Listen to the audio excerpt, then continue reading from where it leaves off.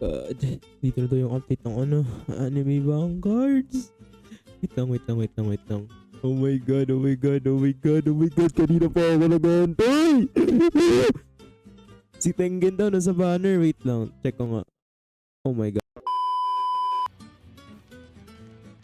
Si Tengen nasa banner, guys. What the fuck? Pluto kaya dito nag-update. Si Tengen nasa banner. What? I didn't know what did I get, bro. Tengen.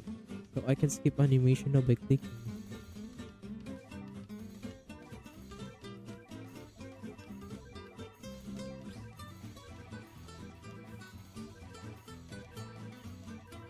Okay, I got someone. Who is it though? Yes, I got Tengen! Oh my god. Okay. Screenshot ka to sa friends ka. Oh, ano pala yung material niya?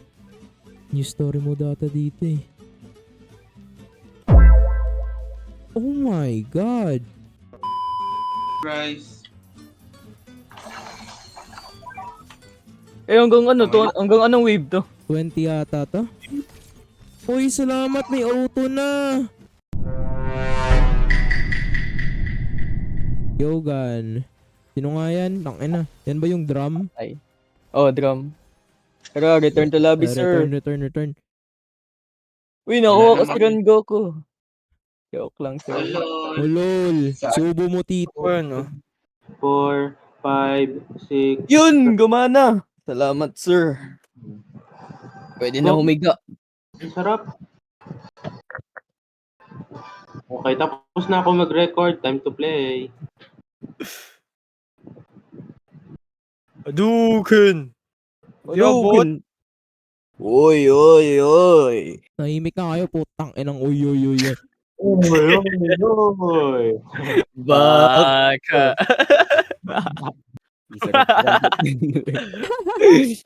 Ayan na, Ang sarap nag-on cam na, delikado na to. Uy, sino yan? Ay, putang ina, oy! Hey! Kalma lang. Sino yan? Uy, enough. Grabing utong yan, pinakita ba? Uy. Pakagat kami. What? Nga. Ya, pag-atas nga, ya. Yeah. Ha? Walang yan, Ken. Wala kayong ganyan, guys. Masarap magmahal, Ken. For real. Magulang ko lang mahal ko, Lods. Yung feeling na may mag-good morning sa'yo, may mag-update sa'yo, may mag-send sa'yo na Tol, pic. naranasan ko yan ng mga Wala, 3 araw lang, tas wala na rin eh. Tang ina. Mabilis pala magsawa, tol. Tol, hindi ako yung sawa. Tol, Ay, hindi ba? Agoy. tatawa nga ako dito.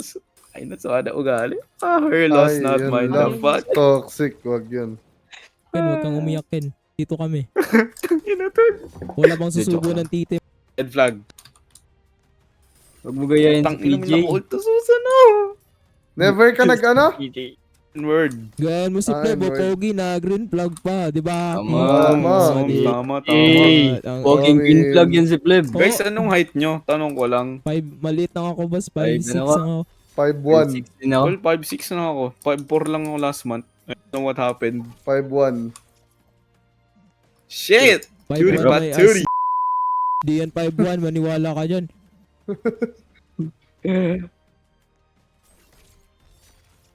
Dilim, putang ina, parang singit ni Plebo. Like that, sir. You are creeping me out. No, shut the fuck up. Wow! What? Wow! Very chill. Let's go. Ay! Wait lang. Can you not say word, bro? Oh, sorry. Ang ina nito eh, sabi ng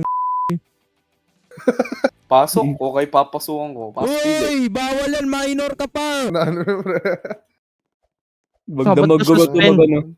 Rengoku. Ako isang subject lang ako bukas. Pre, sa front ka na maglagay ng... Ay, sa likod ka maglagay Ay, oh. ng farm unit, ah. Hinahanap ka. Ken. Sa likod. Ken. Sir, I'm playing Realm Rampage. Hold on.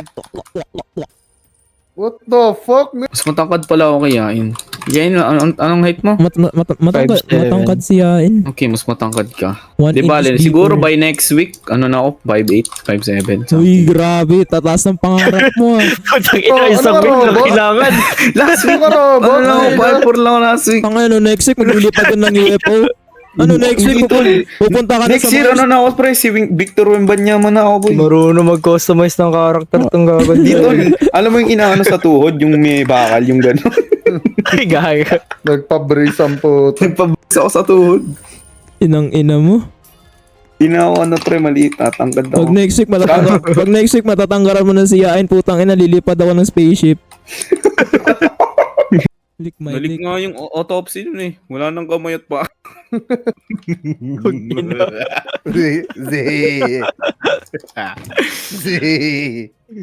Zio. Eh.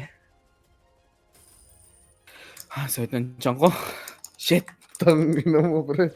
Putang inang farm yan dito sa harap. O kala mo gumagawa ng chocolate eh. Rower cook. Ilan HP ng mga yan? Ay putang ina mo ka. Drakay, please. Drakay. Iriring ko to sa Instagram. Go! Dali. Instagram. Istow mo lang, Ken. Istow mo lang. Sasabi ko, wala na akong pera. Wait. Nang ina mo ah. Drakay ZZ. Messages.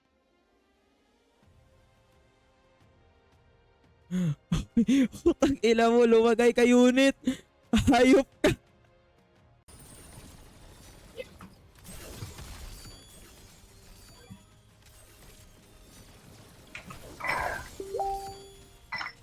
Wait, nag-out na si sir.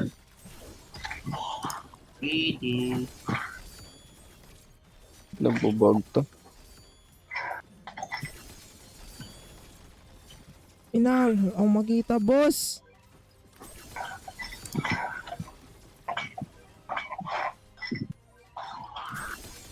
Yan. Batay. Uy! Putang ina mo! Wait lang. Wait, matatalo ko na si Igris. Anong boss, gagawin eh. natin? Anong gagawin natin? Tapusin Gawin natin ko yung yung- yung Demon Slayer. Sige. Raids ba? Oo, nasa raids. Kala ko nga story. Hindi lang. Blood red. Gagamitin ko rin alt ko. Ilan tayo? Ewan. Uy, natalo ko si Igris. Wait, don't tell me may isang boss pa to. Putang ina, may isang boss pa. Putang ina.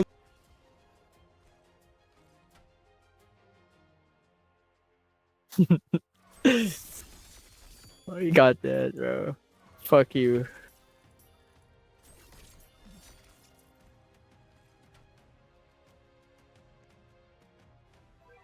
Ray, Ah, ano setup mo sa raid? Boss raid. wait lang, check ko lang. Gago, ba't bumilis to? What the fuck? So pag low HP siya, tumatakbo tong gagong statue na to? Putang ina. Oo, so tapos ko na yung update 0.5. I-showcase ko lang sa inyo yung Evo ni Tengen tsaka ni Rengoku. Di ko na Evo si Akaza kasi ang pangit niya eh. Sorry. Pero sige. Pabalik lang ako sa inyo pag may pera na ako. Okay, so I'm back and ito si Tengen muna ata. Ito si Tengen sa first placement. Tumatalon siya sa kalaban. Pero okay, medyo okay naman siya. First placement niya, medyo pangit siya. For me, I think bagay siya sa mid to late game na laro. Medyo pangit pa siya dito sa placement niya na to. Tapos upgrade natin siya papunta sa kanyang second na attack, which is malaki na cone. Ito yung maganda kasi multi-hit to. Ang ganda ng damage na ito. Boom. Naka dead eye pa ako dito kaya medyo maganda yung damage. Next upgrade niya is ito yung string performance, increase yung damage siya by 5.92k and naging line siya. So naging medyo pangit siya. Ayoko talaga ng line line attack eh. Or line AoE ba yun? Basta line AoE ganun. Basta yung pangit talaga siya early game. So I recommend putting him at mid to end game. Dahil dito wait, I think ayan, to full AoE na siya. Ito yung last upgrade niya, ito yung last attack niya. I mean not last upgrade. Meron pa siyang dalawang upgrade pa or tatlo. Ito yung gumaganda sa kanya kay Tengen. Tapos if i-maximize ko pa, 15.94k, hindi pa kasama passive niya na yan. Yung passive niya is umabot ng yung attack niya is umabot ng 30% each consecutive attack on enemy. Tapos ito yung damage RNG niya, nag-i-increase din with each attack performed up to 60%. So yung max damage niya nito umabot ng 22k at pag na max to. So yung next is si Rengoku. Ang daming sumasabi na pangit daw siya eh, pero maganda naman. Burn ka agad. Yung burn niya umabot ng 20k on max sa upgrade. Pangit pa yung dito. Rate ko dito solar. Pero okay naman. Hindi ako nagreklamo. Tapos eto Rising Scorch. Something man Rising Scorch. Sana to. Nagiging cone AoE ulit siya. Ganyan. Gumaganda yung burn niya at kasing damage niya. Tapos sa next naman yung Blazing Universe, which is naging circle AoE ulit siya na sobrang liit. Ang pangit na ito eh. Itong circle AoE na to kasi sobrang liit, gagi. Ang pangit. So anyways, yung next upgrade niya is yung Scorching Pillar, which is naging line AoE na naman. And yung next niya is 9 form, which is this. Last na ata to. Binafata nila to eh kasi dati nalala ko sobrang liit ng circle na to, which is good para medyo useful naman siya. Kasi like ang pangit talaga ng niya nung di pa siya updated, di pa siya na-buff. Tas i-max natin yung max niya is 12.68k, 6.2 SPA tsaka 46 range. Naka mythic rate ako, di ko alam kung ano sa inyo. Ito yung passive niya, attack, inflict, burn damage equal to 30% of damage. Diba, increase damage by 5% on consecutive attacks done to the same enemy. So meaning yan is like if may ina-attack siyang enemy, like kunwari boss, ina-attack niya yan, single enemy lang yan, i-increase yung damage niya dun by 20%. Pero like kung mga ganto ka crowded di yan hindi gagana yung passive na yan. Tas ito yung maganda sa kanya, increase burn damage to 50%.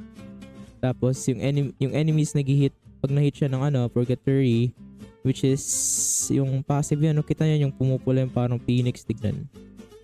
Mas sasakit yung damage dun. Yung burn pala. So I think that's all. Pero I recommend pulling for Tengen. He's the best. Goodbye.